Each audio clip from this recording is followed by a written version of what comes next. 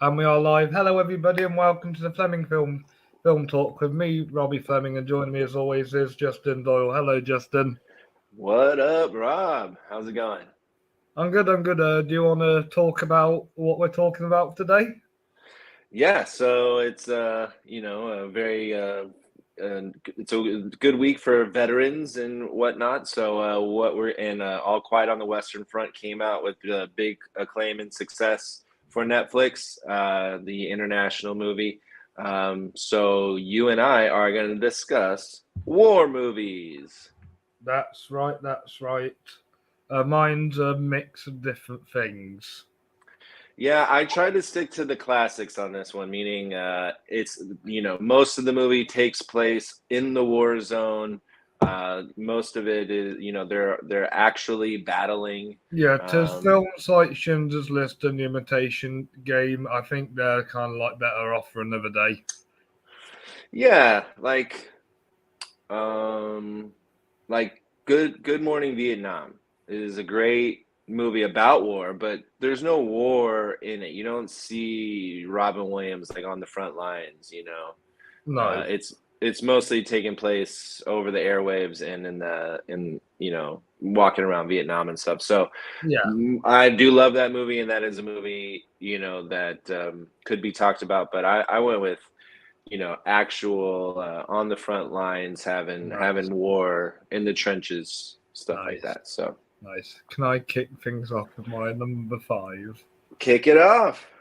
Right, this is a classic, and it's set in the Vietnam War. And there are two halves to this movie. The first half is their training, and the second half is the battle. But only one man could have cooked up a film like this so perfectly, Mr. Stanley Kubrick. And this is Full Metal Jacket from 1987. Yes, a classic. Tell us about it. So yeah, I love the way how it's structured because you focus on these new recruits. You have Joker, played by Matthew Modine, who people might know from Stranger Things, and you have Ali Ermey, he always used to be these army roles, and this is kind of what made him out to be famous. And then you got my favourite in this film, Vincent D'Onofrio, who completely steals the show and plays the most tragic character, and you really feel sorry for the all the stuff he goes through for the way he becomes.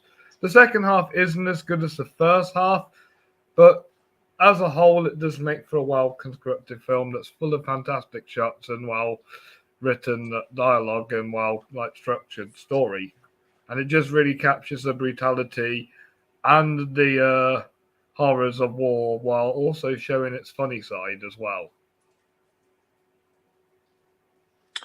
Yeah, this is a classic. This is definitely on a lot of lists Have when you I seen was this one before? searching it. Yeah, I've seen it. It's great. I mean, it's really brutal, and but you're completely right. The Arlie Ermy is great. Vincent D'Onofrio does steal the show. And yeah, nominated for one Oscar. Do you know what it was nominated for? Was it adapted screenplay? Yes, you nailed What it. what beat it? Oh, let's see. 1990 best screenplay. It's 1987. 1987. Oh, Yeah, oh, well then 88 it would be yeah, Oscar best screenplay. adapted.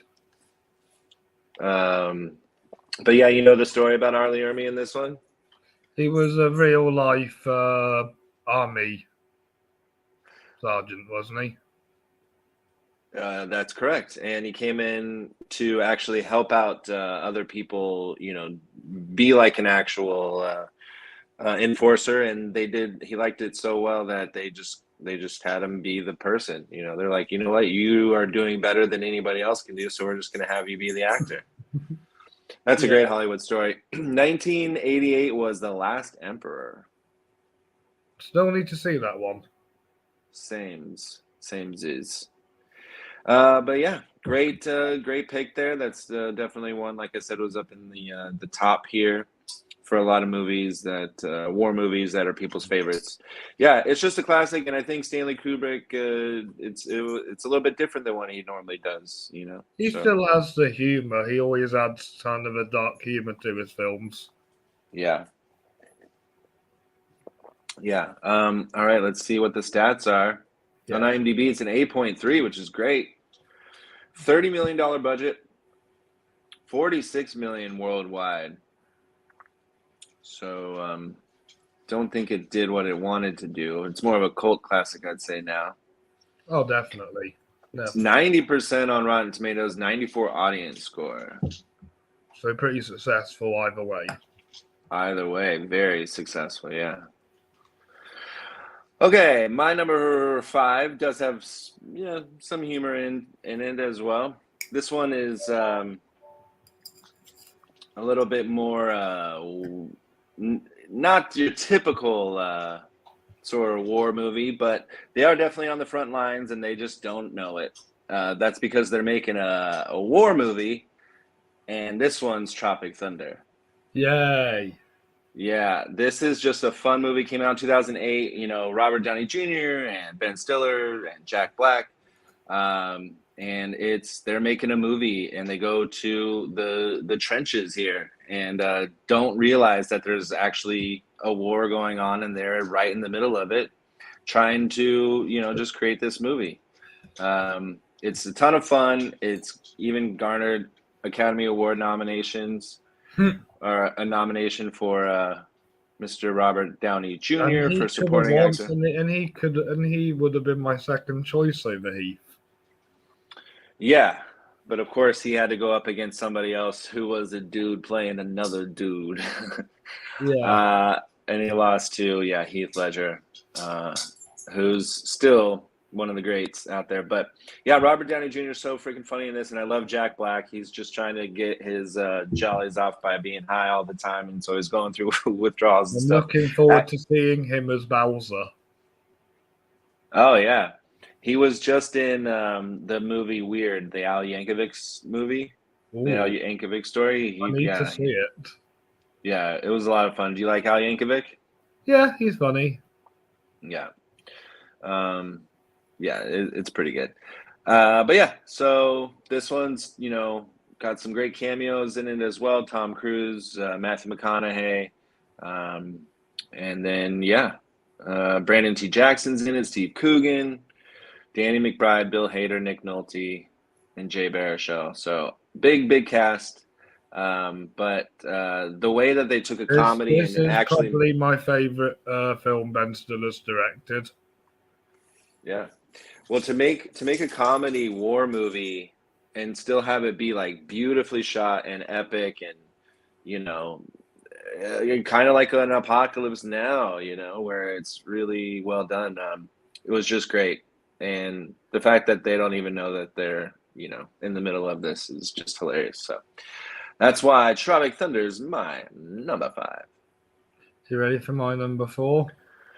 Yeah, let me give you the countdown here of all this stuff. Yeah, so Tropic Thunder's not on my list, unfortunately. Oh, yeah, that's okay. 7.0 on IMDb. I'd make it higher than that. It's not too bad. $92 million budget, 195.7 worldwide, 82% on Rotten Tomatoes, 70% audience score. So I guess that's IMDb scores just about right. What about the critics one? Yeah, 82% Rotten Tomato score, and then 70% for the fans. Nice. You ready for my number 4? Let's hear it. My number 4 came out just before the pandemic. It was one of the best times I had the cinema before COVID. It was a war film that came out in 2019, but I didn't get to see it till 2020 because of what we discussed in the past. But it's still obviously counted as a 2019 film for me because obviously I started the Fleming Awards in 2020, so anything said goes back then. But anyway, the point is, my number 4 is 1917. Knew that was coming. 1917 tells the story of these two young soldiers who have to do a once in a lifetime suicide mission to the other side of the front end to warn them that the Germans are about to ambush them, so they need to call off the attack.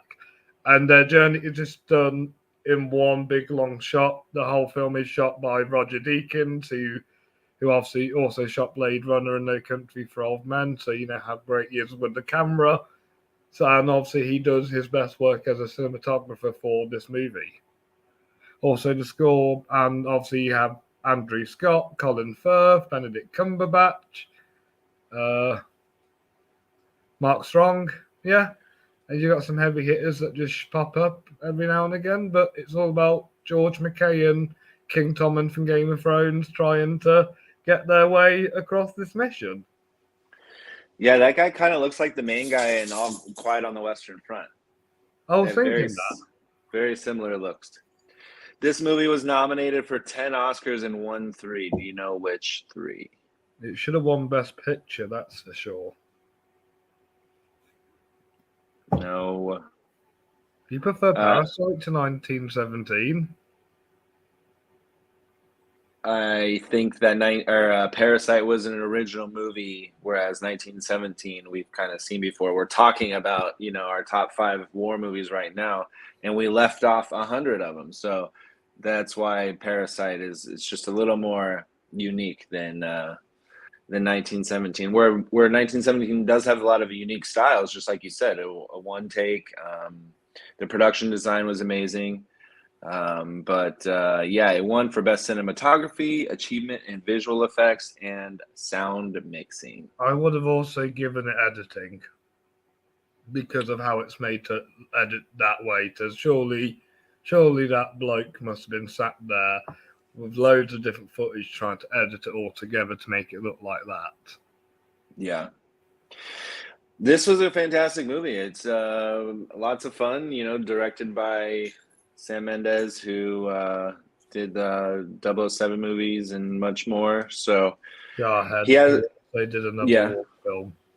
Yeah. Well, to do it all in one take and to be able to get everyone together to make sure that it happens. So all the actors need to know what they're doing. All the background actors need to know what they're doing. Cinematographer, sound, the sound guy needs to know what he's doing and follow Sam all these Mendes people. won Best Director for his first movie. Plus, he's in theatre. Since he's from a theatre background, that's why I regard him as a good director. Yeah, he's a very good director. And we are going to talk about his movie soon, aren't we? Yes, as Empire of Light comes out. Yes. Which I think Olivia Colman's going to become the new Meryl and get nominated every year. We'll see. Yeah, he's Spectre, Skyfall, King Lear. King Lear is like a stage play. Away We Go, Revolutionary Road, Jarhead, Road to Perdition, and American Beauty. Road to Perdition's really good. That's underrated. Yeah. Plus, it was like one of the greatest team ups is Paul Newman and Tom Hanks. And Daniel Craig. Yeah. Jude Law. And Jude Law as well. The 4 heavy hitters. Yeah. He's a great director, that's for sure. And this is a great film. Like I said, you have to be a great director to make all that possible. And it was great. And the cameos are amazing in it as well, because I know they're like, they have one little scenes, like Colin Firth, one little scene, Benedict Cumberbatch, one little scene. So yeah, Mark Strong, one little scene. But really, really well done. And here is how it breaks down. 8.2 on IMDb. $95 million budget, $384.9 million worldwide. So that is a great steal. 89% on Rotten Tomatoes, 88% audience score. Pretty good. What's your number 4? My number 4 may be on your list. I know that we both really enjoy this movie. you find the director better as a director than an actor, where I say, you know, he's great at both. But this movie has some great. There is some love stories to it. There's always a love story that makes, you know, you feel for the character, because that's how you know that you can connect with them.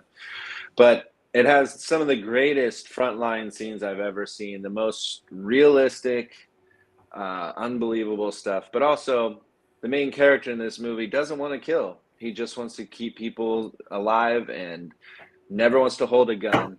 And this movie is directed by Mel Gibson, and it's Hacksaw Ridge. That would have been 5, but then I was thinking to put Full Metal Jacket at 5.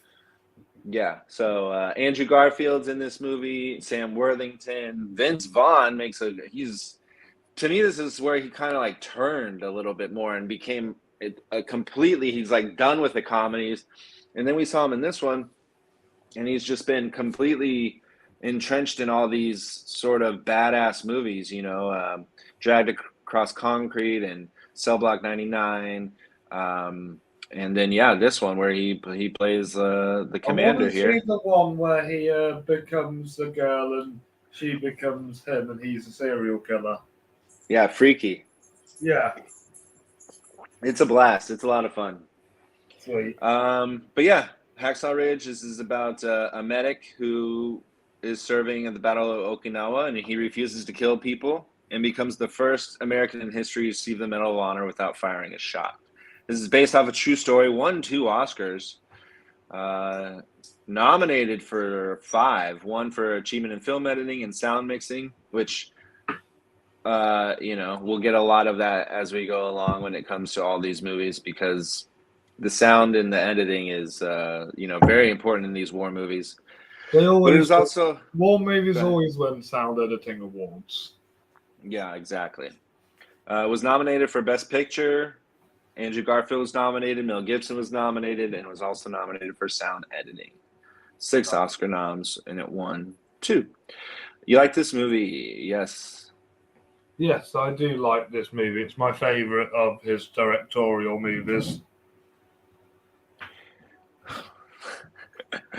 Yeah, I mean, what a crazy like array of movies that he's directed. But they've all been historical epics, and he's always like managed to make them look as beautiful as they can be. Yeah, so you like this over Braveheart, yes. Braveheart, yeah. Yeah. I've not seen the popular though, so I can't speak for that. And you don't like Jesus Christ Superstar? No, it's actually not a bad movie. It's just a bit too gory. Yeah, I mean, this is gory. This is crazy gory. Budget of $40 million. Worldwide gross is 180.5. 8.1 on IMDb. Rotten Tomatoes gives it 84% with the audience score 91. So that's I prefer Passion of the Christ to Braveheart though. Oh wow, okay. I don't know. Yeah, I'm like I said to before. I'm not really big on the inaccuracies. Yeah. This is also the longest movie so far, coming in at 2 hours and 19 minutes, which you would think war movies all come in under that. My number 1 is over 3 hours long. So, well, what's your number 3? Well, number 3 is by your favorite filmmaker of all time, Mr. Steven Spielberg. This stars Tom Hanks, and he's looking for Matt Damon in Saving Private Ryan. Yes, yes, yes. Tell us about this movie.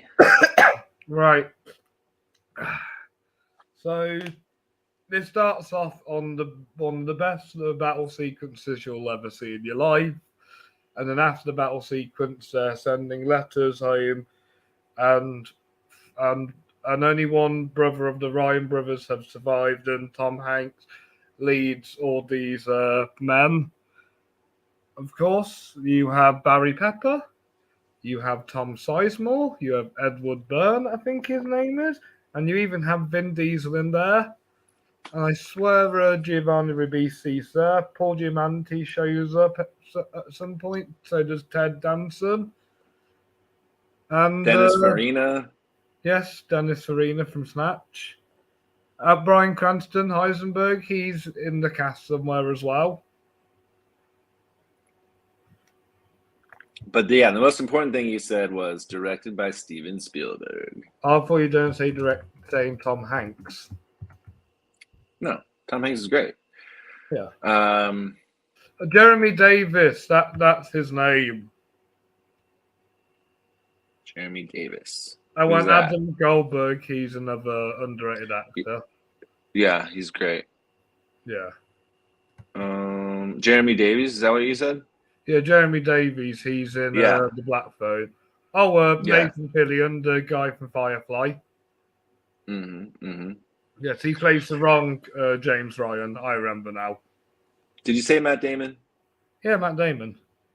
Okay. Yeah, who's They actually think private? Nathan Fillion is Matt Damon like halfway through, and he's the wrong James Ryan, because his middle name's Frederick, not Francis. Yeah. All these things that you're saying is true. This is an epic movie, definitely one that is in a lot of people's top favorite war movies. This is Has one of the best John Williams scores.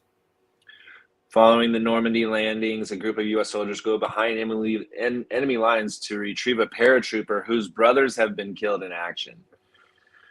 And yeah, it's pretty horrific, but it's true. I don't know if this was a true story, but it's a great way It's to inspired. It is fictional. It's a great way to dive into a war Spielberg movie. also uses his best team, as I call them, Janis Kaminski, cinematography, edited by Michael Kahn, and music by John Williams. Janis, Michael, and John always seem like his dream team. Yeah, nominated for 11 Oscars, winning 5. Did Janis, John, or Michael get nominated or win? Janis won for best cinematography. Michael Kahn won for best editing. John Williams was nominated for best music but did not win. Oh, but it won best sound, best effects, and best should have won best picture. And should have won best picture. Do you even know? Do you even know what Shakespeare in Love is? Yes. I know what Shakespeare in Love is. Also nominated for Best Picture, Best Actor, Best Writing, Best Art Direction, Best Makeup, and Best Music. And should have won Best Picture. Yeah. Unless you think the other 1998 war film's better, The Thin Red Line. I haven't seen that one. Isn't it on Bulu in your country? Because it's on Disney Plus here. Bulu. Let's see where it's playing. Not. You can watch. Oh, you have to rent it. It's $3.99. Do you need to get the UK Disney Plus? Yeah, there you go. Great. Well, definitely a good pick. Probably number one on a lot of people's list. 8.6 on IMDb. $70 million budget. Worldwide gross is 482.3. I can imagine that was a big success at the time. Coming in at a whopping 2 hours and 49 minutes. Rotten Tomatoes gives it 94% with audience score 95. It was also the last Spielberg film he directed in the 90s. There you go. He doesn't normally when he does take breaks, he takes a long break. He never takes, he either does 2 films a year, 1 film a year, or takes a 3-year break. Yeah, I say just keep doing 1 film a year and you'll just keep being nominated, because he'll for sure be up for the Fabelmans this year, no doubt. Oh, he will be. He'll probably win, no doubt. All right. My number 3, the director has not been nominated for Academy Award. This movie was nominated for one, though. And it was probably for sound mixing. Yes, it was. That's because all war movies do. And this is probably my favorite. No, this is for sure my favorite movie by this director. I've never seen any war movie like this before because of what they did in one particular scene. But it's crazy to be on the front lines of this war. And the movie that I'm talking about is directed by Michael Bay, and it's 13 Hours, The Secret Soldiers of Benghazi. I'm glad you didn't say Pearl Harbor. This movie is just crazy fun. I love it. John Krasinski's in it, and I think this is really what turned him Don't around you from. feel like it just feels too similar to The Hurt Locker?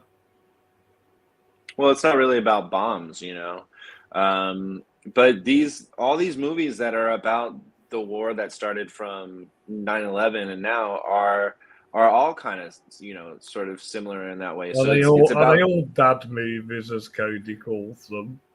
Well, this one's not a dad movie, whereas like American Sniper is a dad movie,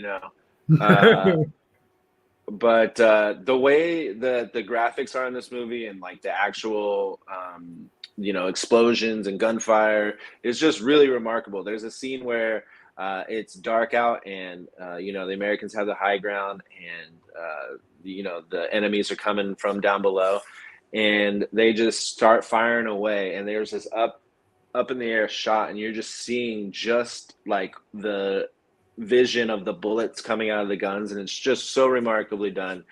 And lots of explosions, lots of tense moments, and you really feel like you're in this war with these guys. And I had a lot of fun with this one. Also starring James Badge Dale. This one doesn't have David Costabile, who was on Suits. Matt Leister. This one doesn't have like people we know any. These are like up and comers.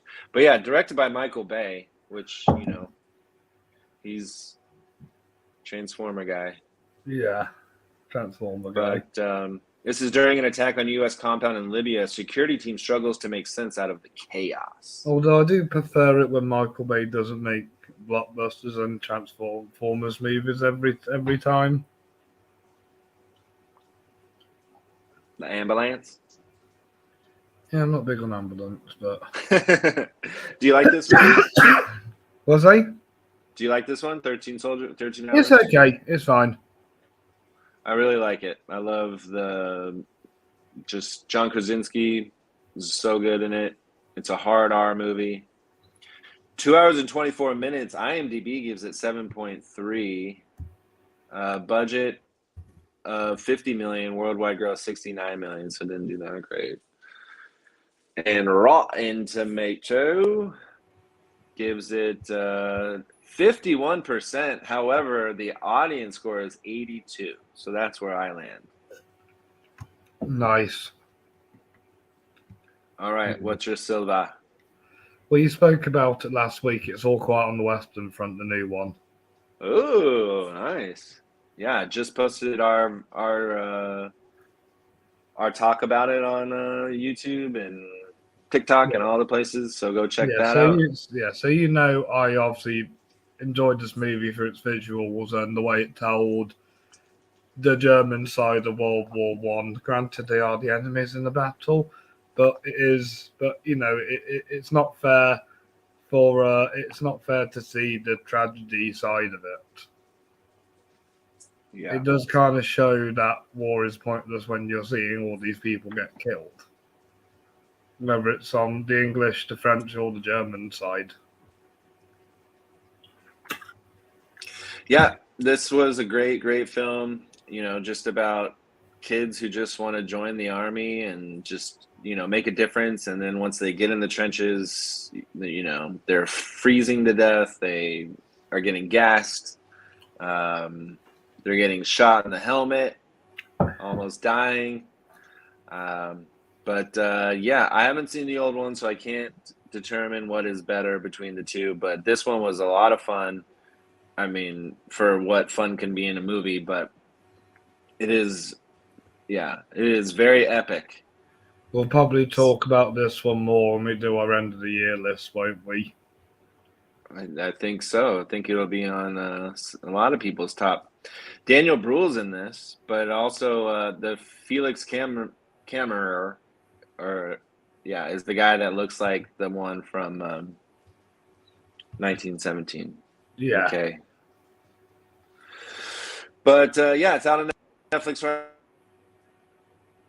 right. Justin, you've frozen up. Justin. Phone call. But yeah, it's doing great on Netflix. Go check this one out. Go check out the review of it on YouTube at worthreviewmovies.com, where Rob and I talk about it for 10 minutes. Yes. 7.9 on IMDb. However, no box office. I think it only had like festival and short release date. I think that's why.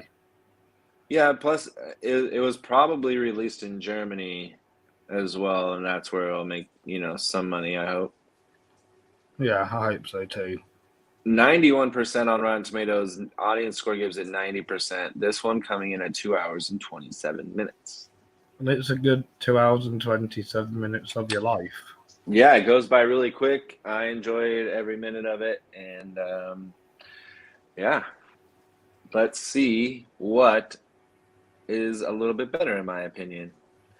Coming in at my number 2 is probably my favorite movie from this director, maybe. I know we've done a countdown from him, but now that he's released other movies and movies coming up, maybe those would be in the top. But this one's definitely one of my favorites from Christopher Nolan, because I love Dunkirk so much. I had a feeling that'd be in number 2 or number 1. Yeah, the visuals in this movie are just amazing. Do you like Harry Styles? Yeah, he's whatever. I didn't even know who that was going into it. I didn't know. You've like never heard of the boy band One Direction before? No, I have, but I didn't know the names of them. I didn't know they had names. So you think Justin Timberlake never had a name when he was an NSYNC? No, I definitely know that of NSYNC and those guys, because that was my era. There was when I was in high school, it was Britney Spears and Christina Aguilera and NSYNC and Backstreet Boys. Plus, then you had like Eminem on the other side and Limp Bizkit. Like those. Yeah. Those were really popular in the late '90s, early 2000s.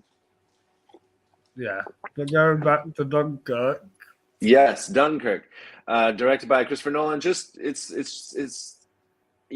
nothing intense or crazy like Hacksaw Ridge in 13 Hours, but you still. Subtle. Very, very subtle, and yeah, kind of one of the easier war films to get through, And it introduced me to another one of my favorite actors, Barry Keoghan. Yeah, who's just in Banshees of the Inisherin. But yeah, it also has Mark Rylance and Tom Hardy in this movie, and let's not forget whatever his name is from Frankenstein. So I guess we are going to forget. Kenneth Branagh? He won an Oscar this year. How do you forget an Oscar winner's name? I saw his face. I just forgot his name. And we just had Mary Shelley's Frankenstein on, too. But no, this movie rocks. I think all the Tom Hardy scenes are fun when he's flying, because they go air, land, and sea on this. My favorite bit's the sea. Yeah, with Mark Rylance. Yes. This is Allied soldiers from Belgium. The British Commonwealth and Empire and France are surrounded by the German army and evacuated during a fierce battle. And it's told through different time scales as well. Yeah, which is so great. But the way that Christopher Nolan immerses you into all of it, the boat, the plane, and the land, is just it's suffocating, but it works so well, and you feel Zimmer's score is beautiful. It works so well. Won 3 Oscars, nominated for 8, one for film editing, and sound mixing. I'm so glad the sound mixing and editing are one now because Are you looking forward to Oppenheimer next year? His next yeah, war epic. yeah, I am excited for that. It was nominated for Hans Zimmer score, Best Picture, Director, Cinematography, and Production Design. Which Great. production design was really good. Cinematography was phenomenal. Who was it? Hoyt. Hoyt. And he did a great Yes. job this year with Nope. Oh, he sure did. He likes blues. Yeah. Okay. On IMDb, we have 7.8. That And seems quite fitting, actually. yeah, it's good. $100 million budget, biggest so far, I think. $527 million worldwide gross. This one comes in at a very easy hour 47 minutes, 92% on Rotten Tomatoes, and the audience score 81. I want There you I want to ask you a question before I tell you my number one. What director do you think you can get who is just as big as Spielberg and Kubrick?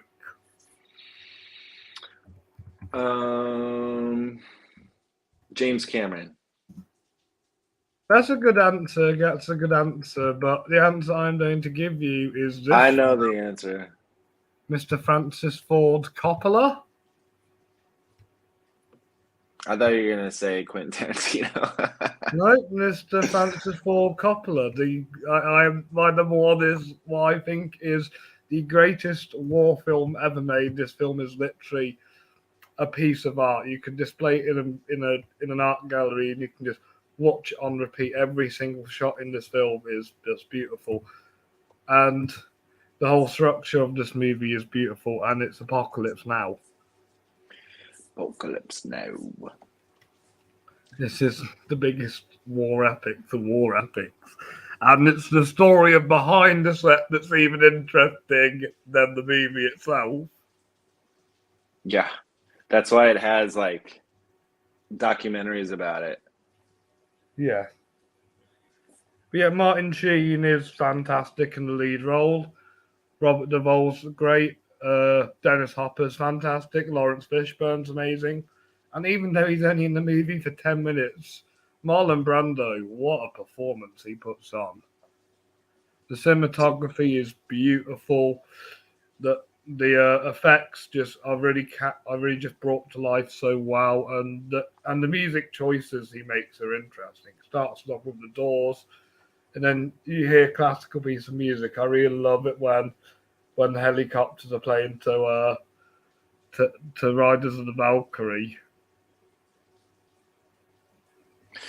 Dun, dun, dun, dun, dun, dun, dun, dun, dun, Yeah. dun, But if you have to dun. watch this movie, you have to watch the Redux cut of it, which is Why? 202 minutes. Oh, oh And my just gosh. so and you have to see it for all its epicness. Have you seen that? Yeah, that's the only edition I've actually watched of the movie. I want to watch it. I want to watch the full thing. So initially it's 2 hours and 27 minutes. They added 50 more minutes to it. Yeah, So yeah, it's 320 and some. Did you say Harrison Ford? yeah. Harrison Ford's at the beginning. Okay. Yeah. Scott Glenn. This is a tremendous movie. Yeah, Marlon Brando apparently was out of shape, was a thick guy. Yes, So that's why you yes, only really yes, see his face. yes. That yeah. He walked on set showing up all fat and said, What the hell am I meant to be doing?" Yeah. So they darkened him out and just had him lay down, and that's how he gave his full performance, was just sitting there on the ground, laying down. But he's fantastic when he gives his performance. Yeah. I wonder if he had to read off cue cards like he normally does in movies. Was he a bit of a drunk or something?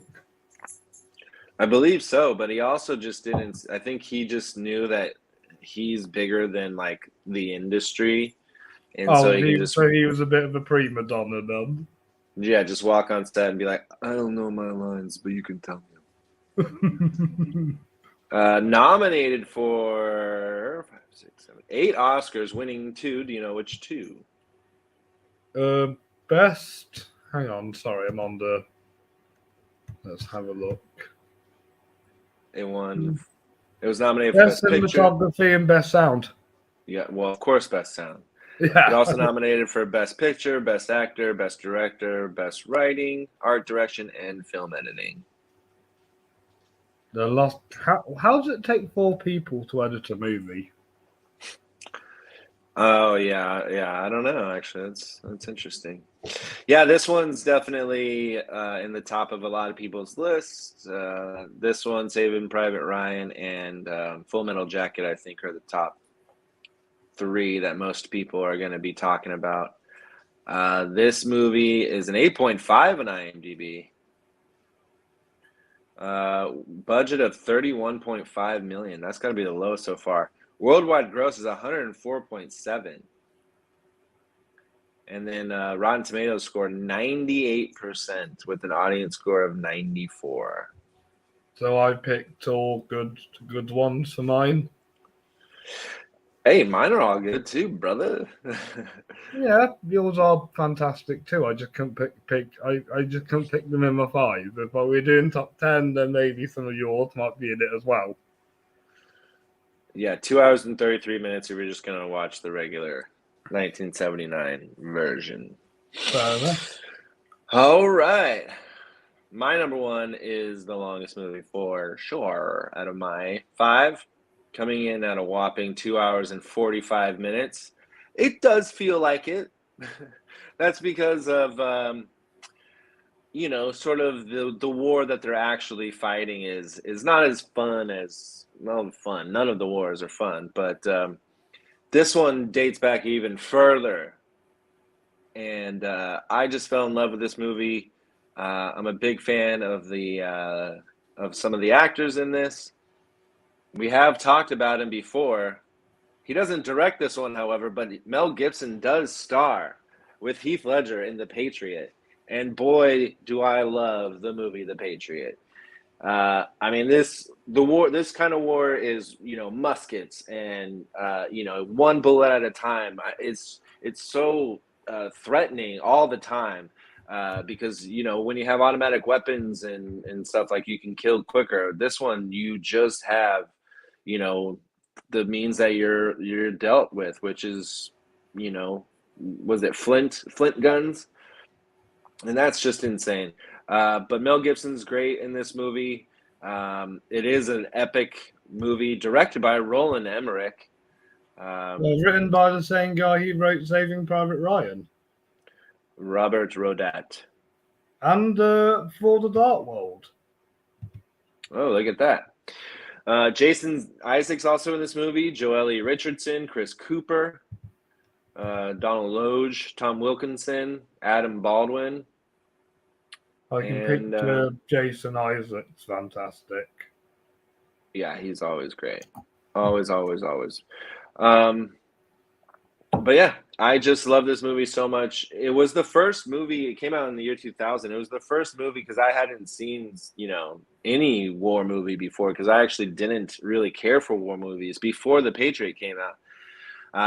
But it's got a lot of heart. He's the dad. He's a farmer. Benjamin Martin is driven to lead the colonial militia during the American Revolution when a sadistic British officer murders his son. And so now he's going out for revenge, and yeah, it just worked for me. Is great in your face action, and swords and muskets, and yeah, it's a war that I would definitely not want to be a part of. You just don't have the coverage or the knowledge that they do now. So, I mean, you're walking into bullets during these wars. That's never good. So. No. But I love this movie. Patriot, Mel Gibson, Heath Ledger. My number 1. Lovely. Shall we count them down before we get through the honorable mentions? Yes, 7.2 on IMDb. $110 million budget. Wow. That's definitely the biggest so far. 215.9 worldwide. And Rotten Tomatoes gives it 62% with an audience score of 81, which is more like it, yeah. Yeah, I think I'll probably agree with the audience and the critics on that one if I when I get around to watching it. So I will watch that one. So I like Heath Yeah. Ledger. It was a beautiful film. Beautiful, beautiful. Oh yeah, it was nominated real quick for 3 Oscars. Didn't win any. And Roland directed a film this year, didn't he, Justin? Roland. He directed Moonfall. Oh, that's right.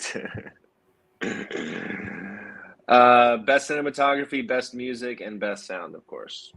Oh, and Caleb Deschanel, who's Zoe Deschanel's dad, he also later worked with Gibson on Passion of the Christ. Oh, no way. Yep, Zoe Deschanel's dad is famous. Nice. Roland Emmerich also directed Midway, which was not a bad war movie. Oh, I really wanted to watch that. Yeah. He did The Day After Tomorrow, Godzilla, Independence Day, I love Stargate. Independence Day.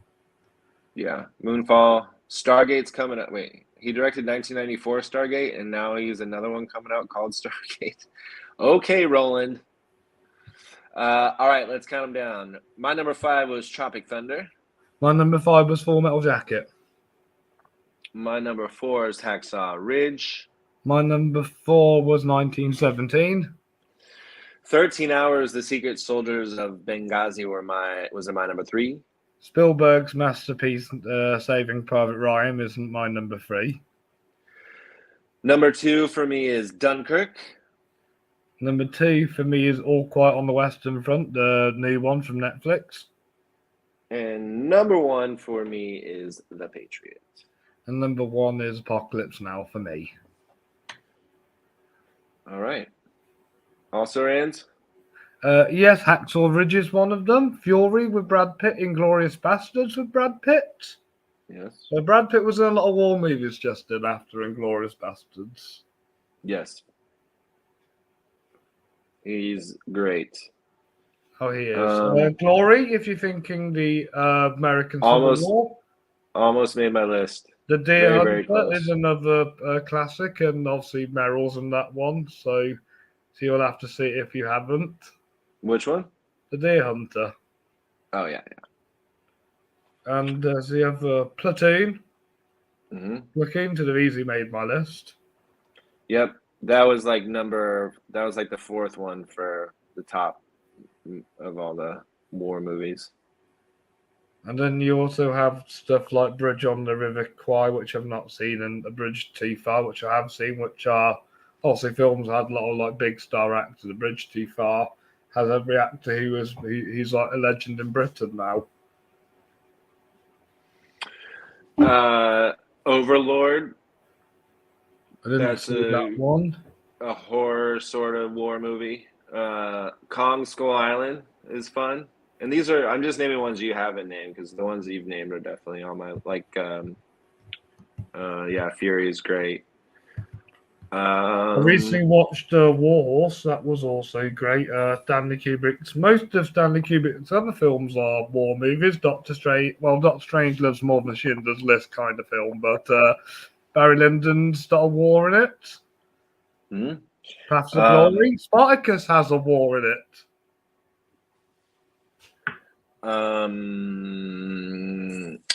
Nolan's not made any other war films yet. Zero Dark 30's pretty good. Hurt Locker, obviously. Hurt Locker, yes. I just had a couple. Braveheart, Black Hawk Down. Yes, I thought that would have been in your list for some reason. It's not fully a war movie, but Forrest Gump has some great stuff in it. Yeah. Yeah, there you go. Yep. There. Edge of Tomorrow. It's a Maybe great, tomorrow. great war movie, but Would you that count one's Dances with Wolves as a war movie because he's in the Civil War? yeah. I mean, Born on the 4th of July, Yes, it's a great one. and Troy is also pretty good. Yeah, I'm not big on Troy myself, but okay. Yeah. There you go. Right. All Well, right. what movie do you have to recommend today? What do I want to recommend? I'll do one that's out right now just because the one I do want to recommend doesn't come out till the end of the year, but it's called Women Talking, which is great. Oh, the So Sarah Polly one. yeah, the Sarah Polly one. Yeah. What So was I'll Living talk like? Because that's in my country right now. Living. Yeah. It's great. Bill Nye's awesome. He did a Q&A afterwards. And Nice. yeah, he's just really good. He just talks like this the entire movie, and he's very soft spoken. But his presence is huge, and yeah, I mean it's super simple movie, nothing really crazy. Are you I gonna hear check that. out Ikaru? What it's a remake of? Oh yeah, I know. That's so crazy. Yeah, I might as well, right? The Kurosawa movie, Yeah. Ikaru. Yes, I plan to probably check that out tomorrow Uh, or Wednesday when How do you spell that? IKIRU. I R. Hmm. Gee, yeah. 1952. Nice. Dang. It's out on Amazon Prime right now. And HBO Max. There you go. Yep. But so the movie that I will recommend, it's out right now. It's on Roku. We spoke of it earlier, and it's Weird, the Al Yankovic story. If you've seen any sort of music biopic, then this goes along that same line, but where Dewey Cox sort of spinned it up a little bit Oh, and it's made a it bit more. like Dewey Cox then. Very much so. So don't go in thinking it's actually Al Yankovic's story. It's not. I mean, there's a lot of it that is Is it Tell similar. Me It's Better Than Blonde? Yeah, it's well. I don't. I didn't think Blonde was horrible. Weird's just fun. It's more fun. It's more Ah, accessible. yeah. And yeah, I mean, if you want to see Daniel Radcliffe jump around and be weird, then you're gonna love this movie. Do you It was, get Harry Potter in your head when you're watching him? I mean, only because he has glasses on, but that big poofy curly hair doesn't really, help it out anymore. But yeah, it's very much like Dewey Cox, where it's just a spoof of it, and it is partially his real life. But I didn't know that going in that's how it was going to be, and so I was like, "This is weird," and I don't think that's true, and I don't think that's true, and then I was like, "Oh, they're doing this on purpose," and Yeah. that's when it really started to become more fun. Oh, I forget the girl's name who plays Madonna. And She then was Rachel Wood, I watched Yes. recently in The Wrestler.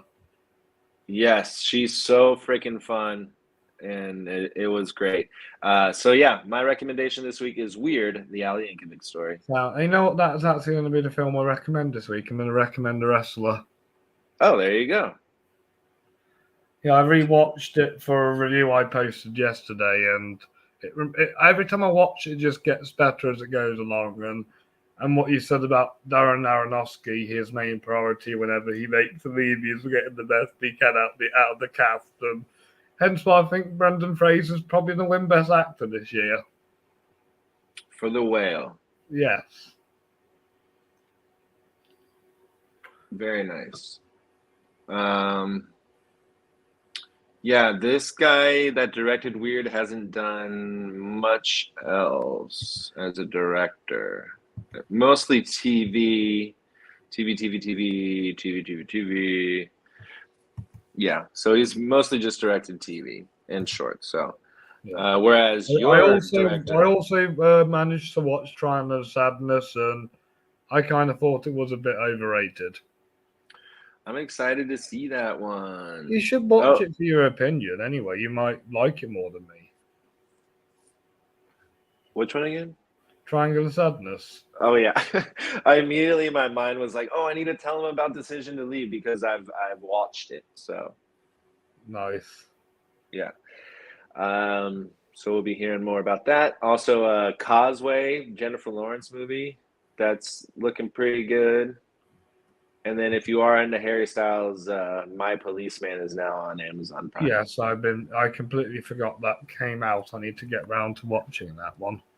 Yeah, I think I'll pop it on later today. I'm gonna go see tonight. I'm going because I'm part of the SAG Awards nomination committee for the TV version, which of course they gave me TV and not movies. Like why Yeah. What hello, did the you movie want to guy. be movies not worth the series? So since I get to go to like the TV ones and whatever, and so we're gonna go watch because my girlfriend's into it. The Handmaid's Tale last episode. That and Elizabeth Moss is gonna be there, and she directed the episode. So I bet you're I've just saying never. Elizabeth Moss because you like her. I like her, yeah, and I've never seen one episode of this show, and I'm gonna go in and No, watch the very last episode. neither have I. Like, I've only watched certain like TV shows. Like Game of Thrones is a different story. Yeah. All right. Where you can find me at Worth of You Movies and all the things, go check out All Quiet on the Western Front. The full version is out on YouTube, where me and Rob talk about the movie that just came out and what was number 2 on his list today. Also posting, pretty much daily. So go check it out over there. Yes, I'm check at out Worth of You Justin's stuff. Movies. Check out my stuff on YouTube, Facebook, Twitter, Instagram, Letterboxd, and my website, robbiesaviscott.uk. I recently listed my top 10 favorite horror films and gave Justin a shout out to put his number 1 at my number 5. Yeah. And if you guys have seen Weird or have seen The Wrestler, tell us what you think about it. Give us Yes. other ideas of what we're going to do for top 5s or movie talks. Yes, we'll probably do And something Marvel related next week. why? Till Black Panther comes out. Okay.